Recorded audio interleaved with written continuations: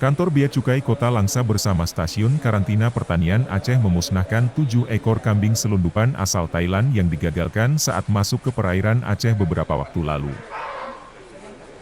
Pemusnahan kambing ilegal ini dilakukan dengan cara disuntik mati dan kemudian dikuburkan.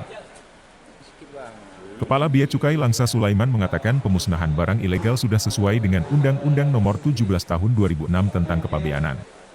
Beberapa barang bukti yang memang direkomendasikan oleh Badan Karantina atau Balai Besar Karantina Banda Aceh, kalau tidak dimusnahkan secara cepat dikhawatirkan ini akan menyebarkan penyakit mulut dan kuku di wilayah Aceh, terutama di Langsa, Aceh Timur, dan Aceh Tamiang.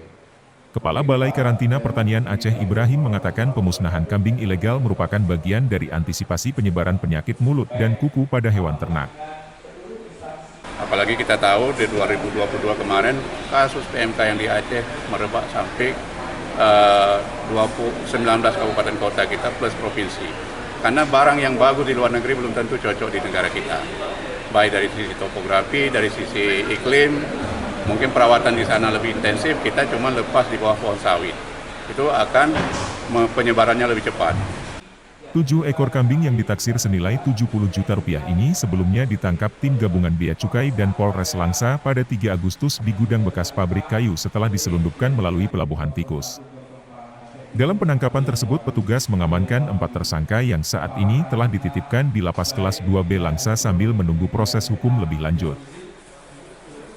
Selain itu petugas juga memusnahkan sebanyak 88 batang bibit tanaman seperti durian dan lengkeng dengan cara dibakar. Tim Liputan Aceh Video.